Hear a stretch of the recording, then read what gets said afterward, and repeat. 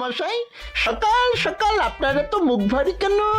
আরে আর বলিস না, আগে রাজসভায় অনেকেই ছিল যারা আমার হয়ে কথা বলতো, কিন্তু ইদানিং সবাই কেমন বদলে গেছে। সবাই গোপালের হয়ে, তাই তো? একদমই তাই। আর না বললেও কেউ গোপালের বিরুদ্ধে কথা বলে না।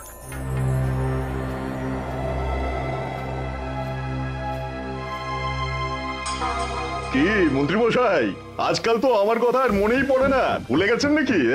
আরে না না ভগবান, তুমি হলে আমার তুরুপের তাস। ঠিক সময়ে ঠিক সুযোগ এলে তোমাকেই ডাকবো। একটু দেখবেন। হ্যাঁ, আরে নিশ্চয়ই নিশ্চয়ই। এই চলি রে, আবার রাজসভায় যেতে হবে।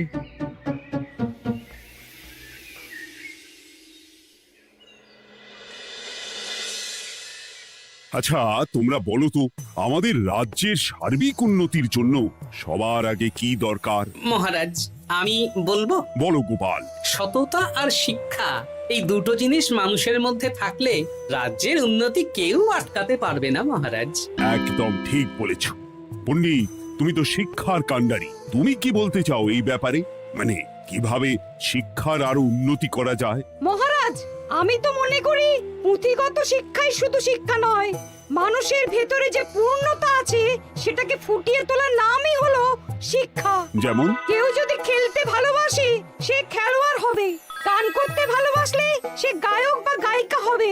আমি প্রত্যেকের মধ্যে লুকিয়ে থাকা এই বিশেষ বিষয়গুলিকে তুলে ধরার জন্য কিছু করতে চাই। তা এটা করার জন্য কি দরকার? প্রথমত অর্থের প্রয়োজন। আমাদের আরো অনেক টুল খুলতে হবে, সেখানে এক একটা জায়গায় এক এক রকমের শিক্ষা প্রদান করা হবে। এটা ভালো প্রস্তাব। আমাদের রাজ্যে গায়ক, নৃত্যশিল্পী, অঙ্কন শিল্পী, খেলোয়াড় সব তৈরি হবে। দেশ বিদেশে রাজ্যের নাম উজ্জ্বল হবে। মহারাজ, একদম এসব উল্টো পাল্টা খরচ করবেন না। কেন কেন? মহারাজ, রাজকোষে প্রথমত বেশি অর্থ নেই, যে কোনো সময় যুদ্ধ লাগতে পারে। তাই আমাদের উচিত প্রথমে এসব না করে কামান, গোলা বারুদ, ঢাল, তরোয়াল এসব কেনা। ঠিকই বলেছ। কদিন ধরেই শুনছিলাম সীমান্তবর্তী এলাকায় ইংরেজ সেনারা নাকি ঘুরঘুর করছিল। পণ্ডিত মশাই, আপনার এই সব পাণ্ডিত্য অন্য জায়গায় ফলাবেন কেমন? এসব করে লাভের লাভ কিচ্ছু নেই। কাউকে যদি ইংরেজরা গুলি করে, সে কি গান শোনাবে? হ্যাঁ, মন্ত্রীর কথায় যুক্তি আছে। মহারাজ, আপনি বরং পণ্ডিত মশাইকে কিছুদিনের জন্য ছুটি দিয়ে দিন। পণ্ডিত মশাইয়ের মাথার একটু বিশ্রাম দরকার। হ্যাঁ পণ্ডিত, তুমি বরং দিন 15 জন্য তীর্থে ঘুরে এসো। যথা আজ্ঞা মহারাজ।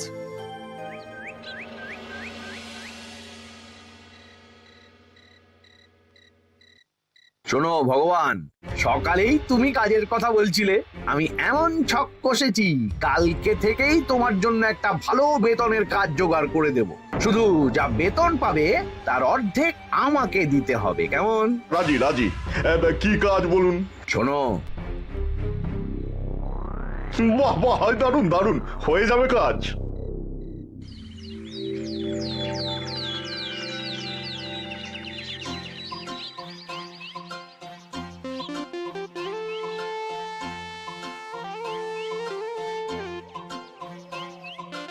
এই সকাল সকাল রাস্তায় ঘুরঘুর করছিস কেন? হ্যাঁ, পড়াশুনো কি শিখেই তুলে দিয়েছিস? পণ্ডিত মশাই তীর্থে গেছেন, এখন আমাদের ছুটি।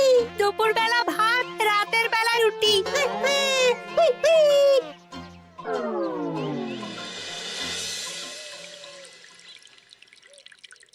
মহারাজ, গতকাল পণ্ডিতকে ছুটি দিলেন, আর আজ পাঠশালার সব ছাত্রছাত্রী সকাল থেকে ঘুরঘুর করছে। এ কি, তাহলে তো মুশকিল।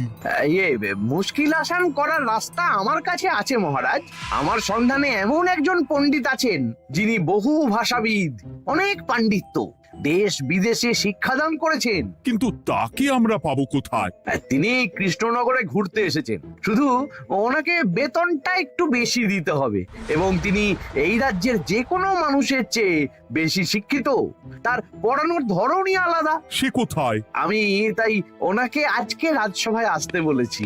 মহারাজ, আপনার সাথে একজন দেখা করতে এসেছেন। দেখুন মহারাজ, বলতে না বলতেই হাজির। ওনাকে ভিতরে আসতে বলো। আচ্ছা মহারাজ।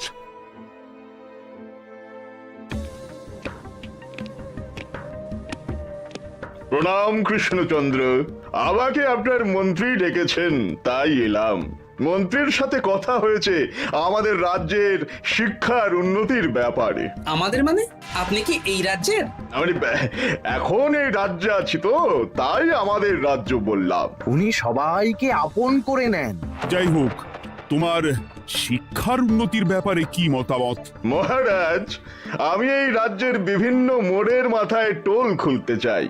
তার জন্য অনেক অর্থের প্রয়োজন। তাতে কি উপকার হবে? ছাত্রদের জন্য তো নির্দিষ্ট পাঠশালা আছে। যখন শত্রুরা আক্রমণ করতে আসবে তখন তারা দেখবে রাস্তার মোড়ে মোড়ে টোল, মোড়ে মোড়ে টোল। তারা বুঝতে পারবে এখানে সবাই শিক্ষিত।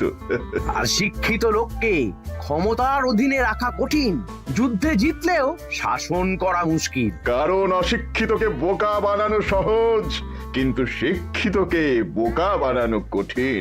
নতুন পণ্ডিত একদম ঠিক কথা বলেছে। কোনো বাইরের রাজা বা শত্রু আক্রমণ করার আগে 5 বার ভাববে। এই সেরেছে। গতকালই মন্ত্রী বলছিল শিক্ষার দরকার নেই, অস্ত্র কিনুন, আর আজকেই শিক্ষার পক্ষে কথা বলছে। ব্যাপারটা কেমন সন্দেহজনক, নজর রাখতে হচ্ছে। বেশ, আমি তোমার এই শিক্ষা সম্প্রসারণের প্রস্তাবে রাজি। মন্ত্রী, তুমি এই প্রকল্প দেখভাল করবে। আচ্ছা, কত খরচ হতে পারে একটা হিসেব করে আমাকে জানিও, আমি দিয়ে দেব। আচ্ছা মহারাজ, আপাতত 500 মোহর দিয়ে রাখুন, পরে যা লাগবে বলে দেব।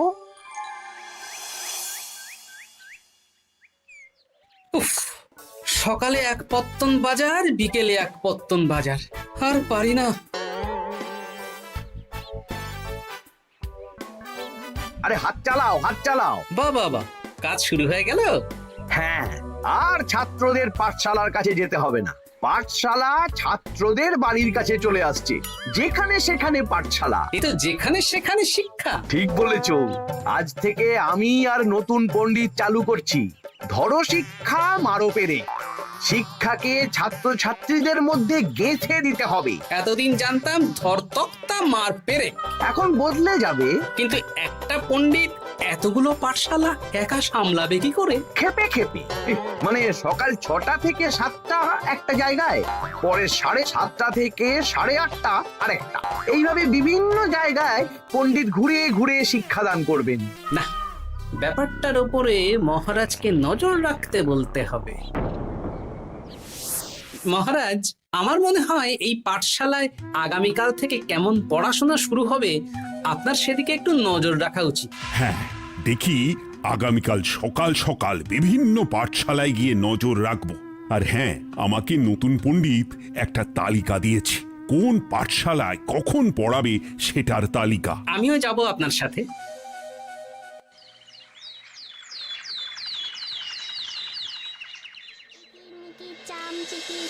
কাটা মজুমদার ধে এলো দামোদর, দামোদরের হাঁড়ি কুড়ি, দুয়ারে বসে চাল কুড়ি। দেখি কুটি, তোরা এই কিরমিকির খেলছিস? নতুন পণ্ডিত কোথায়? উনি তো এই মাত্র দক্ষিণের পাঠশালায় গেলেন। ন্যাপলা আর গুলটে আজ থেকে ওখানেই গেছে। ওদের দুজনের বাড়ি কাছাকাছি তো, তাই। আচ্ছা চলো তো গোপাল, দক্ষিণেই গিয়ে দেখি।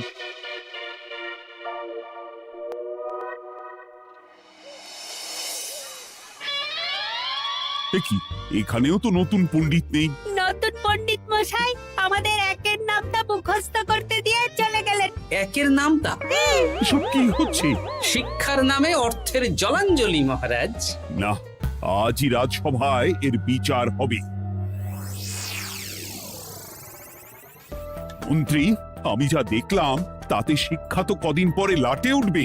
আমার এক ভাগ্নি তো আজ পাঠশালায় গিয়ে লুকোচুরি খেলেছে।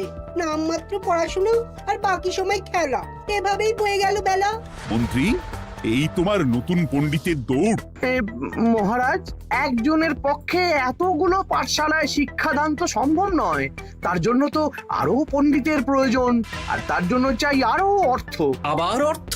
শুধু মহারাজের অতিরিক্ত অর্থ খরচ হবে বলে আমি আগে এই প্রস্তাবটা রাখিনি। বেশ, তা আর পণ্ডিত কোথায় পাবে? আমাদের নতুন পণ্ডিতের কাছে অনেক পণ্ডিতের সন্ধান আছে। উনি একটা হাঁক মারলেই সব চলে আসবে। বেশ, তাহলে তাই ব্যবস্থা করো। এভাবে শিক্ষার অবনতি আমি চোখে দেখতে পারবো না। আরো 300 মোহর লাগবে। পেয়ে যাবে। এ তো দিনে দুপুরে ডাকাতি। ব্যাপারটা ধরতে হবে। কিছু একটা ঘোট তো আছেই।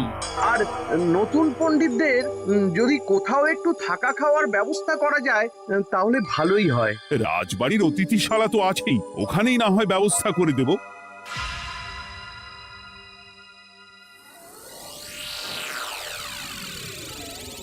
শোন বটা ঘটা আর কেলে পচা, তোদের এইবার এই ভগবানের মতন শিক্ষাদান করতে হবে। আরে আমি তো শিক্ষা বানানই জানি না। সে না জানলেও হবে, শুধু দাড়ি গোফ লাগিয়ে নকল পণ্ডিত সেজে কালকে থেকে পাঠশালায় যেতে হবে। কাকে কোথায় যেতে হবে সব আমি বুঝিয়ে দেব। আচ্ছা,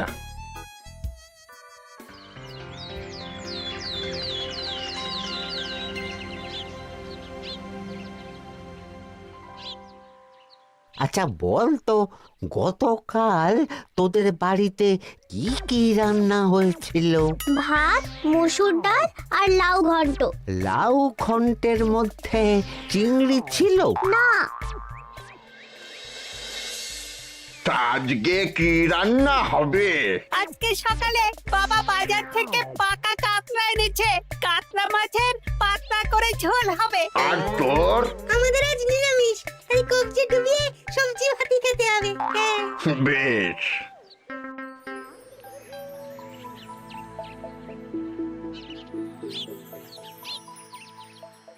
বল, আজকে তোরা কি কি শিখলি? আমি লাউ ঘন্ট। আমি সবজি ভাত। আমি কাতলা মাছ। কি বলছিস কি? আজকে তো পাঠশালায় এই সব আলোচনাই হয়েছে। এবারে ব্যাপারটা একেবারে সহ্য সীমার বাইরে চলে যাচ্ছে।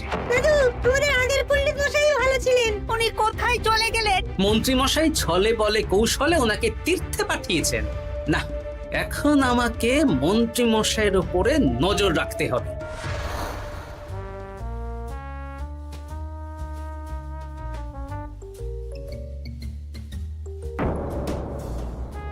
পাঠশালায় পড়ানোর ব্যাপার তো বিকেলেই মিটে গেছে। রাজবাড়ির অতিথিশালায় না গিয়ে নতুন পণ্ডিত মশাইরা এদিকে আবার কোথায় যাচ্ছেন? সাথে মন্ত্রীও আছেন, ব্যাপারটা নজর রাখতে হবে। তাড়াতাড়ি চল। চলুন চলুন। এদিকে তো বটা ঘটার বাড়ি, এদিকে মন্ত্রী মশাই কোথায় যাচ্ছেন?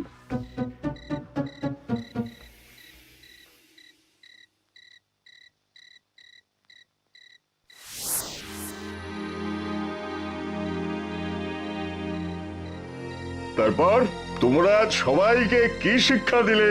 শিক্ষে সে আমাদের শিক্ষা নেই, চুরি করে দিন চলে। আমি কি করে শিক্ষা দেব? আরে ছাইপাশ দাড়ি গোঁফ থাকলে কি কুটকুট করে। যা বলেছিস বটা। আরে আরে আহারে করছিসটা কি? ভালো রোজগার পাতি কি তোদের সহ্য হচ্ছে না নাকি? ভগবানকে দেখ, সেই কবে থেকে দাড়ি গোঁফ লাগিয়ে পণ্ডিত মশাই সেজে আছেন। আমারও প্রথম দিন একটু সমস্যা হচ্ছিল, এখন সামলে নিয়েছি। আর আমাদের এই সব আলোচনা একদম করা উচিত না। বলছি মন্ত্রীমশাই, আমি কি শুধু এই পাঠশালাতেই পণ্ডিতের অভিনয় করব, নাকি রাজসভায় বসার সুযোগও পাবো? কালকেই এই ব্যাপারটা দেখছি। আগে তোমাকে রাজসভায় ঢোকাবো, তারপর এক এক করে বটা ঘটা কেলে পচা সব আমার দলের লোককে রাজসভায় ঢুকিয়ে নেব। আর রাজসভার বাকি সদস্যদের ফাঁকা করে দেবেন। একদম তাই। মহারাজ সহজ সরল মানুষ, এটাই একটা বড় সুবিধা। আচ্ছা, এই ব্যাপার। ঠিক আছে, আমি কদিন পরে ঠিক সময়ে একদম হাটে হাড়ি ভাঙবো।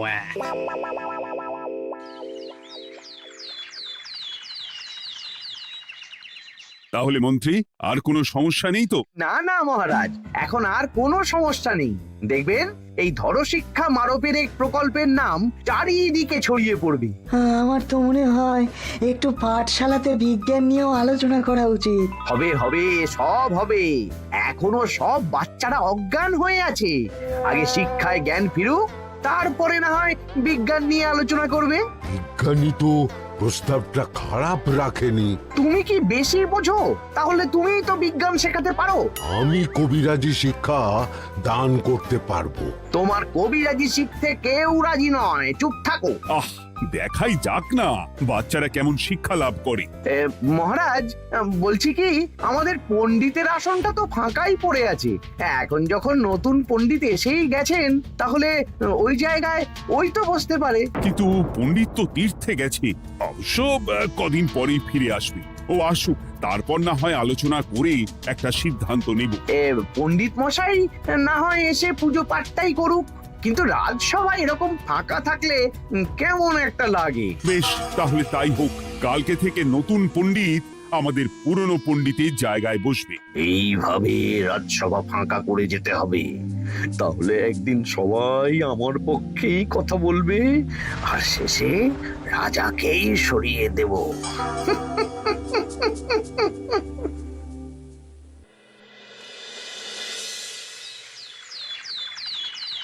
মহারাজ, সর্বনাশ হচ্ছে চারিদিকে। চলুন চলুন, আমি পুরো বিষয়টা ধরে ফেলেছি। কি ধরে ফেলেছো? শিক্ষার নামে ষড়যন্ত্র চলছে মহারাজ।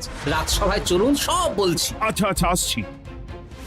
হ্যাঁ বলো গোপাল, তুমি কি বলছিলে? শিক্ষার নামে ষড়যন্ত্র নাকি? মানে গোপাল মস্করা করছে নাকি? রাজ্যে দারুণ শিক্ষাদান চলছে। মহারাজ, আমি দেখে ফেলেছি আমাদের নতুন পণ্ডিত আসলে কোনো পণ্ডিত নন। ইনি আপনাকে, আমাদের সবাইকে বোকা বানাচ্ছেন। তাই নাকি? ডাকো দেখি নতুন পণ্ডিতকে। এই তো মহারাজ, আমি চলে এসেছি। এই তো ইনি বদমাশি করছেন, শিক্ষার্থীদের ভবিষ্যৎ নিয়ে খেলছে। এই বল, আসল কথাটা বল। কি বলবো, এসব ভাড়ামো বন্ধ করো গোপাল। না বললে আমি কিন্তু ধুতি খুলে দেব। এই এই আরে কি হচ্ছেটা কি? এই এই এই এই সরো তো, সরো সরো। ব্রুম, ব্রুম, ব্রুম, কি হলো? কি হলো? ব্রুম, ব্রুম, জব, ব্রুম। এই সেরেছে। গোপাল এসব কি বলছে? বলুন। ভুল বকছে কেন? ব্রুম, ব্রুম, গোপাল, তোমার কি হলো গো? কি বলছো তুমি? আমার কাছে বৈদ্য, তুমি একটু দেখো তো গোপাল ঠিক আছে তো? এই যে নতুন পণ্ডিত, তুমি তো অনেক ভাষা জানো, তুমি বুঝতে পারছো? মহারাজ, আমি দেখছি গোপালের মনে হয় বিশ্রামের প্রয়োজন। এই এই, তোমরা কয়েকজন মিলে গোপালকে রাজবাড়ির অন্দর মহলে নিয়ে চলো। চলুন, আমি যাচ্ছি। ওহো, গোপালের কি হলো? মাথায় লেগে গেল? ভাষা চলে গেল? সব এই নতুন পণ্ডিতের জন্য।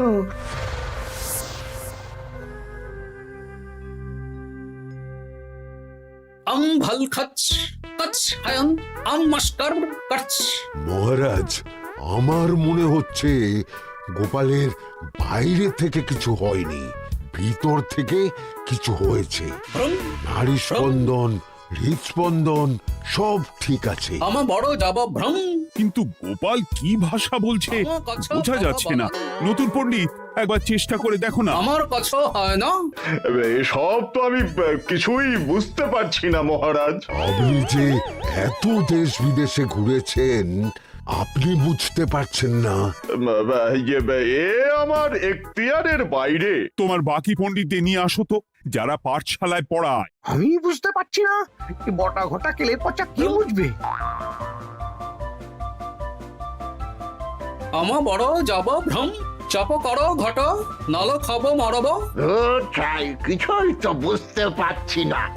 রাজসভায় কাউকে না দেখতে পেয়ে এখানে এলাম। ওই তো আমাদের পুরনো পণ্ডিত চলে এসেছে। শুনলাম গোপালের নাকি কি হয়েছে। এই পণ্ডিত, তুমি দেখো তো গোপালের নতুন ভাষা উদ্ধার করতে পারো কিনা। কি গোপাল, তুমি কি ভাষায় কথা বলছো? আমার মতর ভাষা কথা বলো। ওই দেখো আবার কি সব বলছে।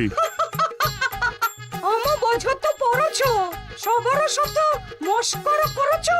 আমার ঠক ধরছ। হ্যাঁ, এই পণ্ডিত, এটা কি ভাষা? ঘাবড়াবেন না মহারাজ, এটা পাতি বাংলা ভাষা। বাংলা ভাষা? গোপাল শুধু আকার ইকার উকার আর বেশিরভাগ স্বরবর্ণ বাদ দিয়ে কথা বলছে। মানে গোপাল তম কছ কছ বলো। আমার নাম গোপাল ভর। মহারাজ, গোপাল বলল আমার নাম গোপাল ভর। আমার অত বকনা মহারাজ। এর মধ্যে আকার ইকার উকার এসব বসিয়ে দেখুন তো কি হয়। আমার নাম গোপাল ভাঁড়। আমার নাম গোপাল ভাঁড়। অত, আমি অত বকা বোকা নই মহারাজ। মহারাজ, আমি অত বোকা নই মহারাজ। এই তো সুন্দর ধরে ফেলেছেন। কি কেমন দিলাম? দেখলে আমাদের রাজ্যে মন্ত্রী ধরে আনা পণ্ডিতের পাণ্ডিত্য। হ্যাঁ, সব এক একটা গাধা। হ্যাঁ, এ কি ভগবান, বটা ঘটা কেলে পচা। মহারাজ, এখান থেকে কি বুঝতে পারলেন? কি? শিক্ষার বাইরেও অন্যভাবে সমস্যার কি করে সমাধান করা যায়, তাও শুধুমাত্র উপস্থিত বুদ্ধি দিয়ে, যেটা আমাদের রাজপণ্ডিতের আছে। তা তো দেখতেই পাচ্ছি। আর সেই জন্যেই মন্ত্রী ওনাকে সরাতে চেয়েছিলেন, আর কিছুদিনের মধ্যে সব সভাসদদের সরিয়ে দিতেন। আমি সব মতলব শুনেছিলাম, আর এই দিনটার জন্যে অপেক্ষা করছিলাম। আজকেই তো পণ্ডিতের তীর্থ থেকে ফিরে আসার কথা।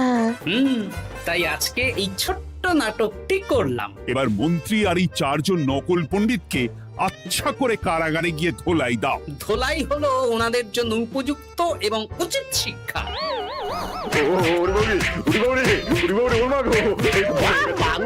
বাবা গো, ভুল হয়ে গেছে গো।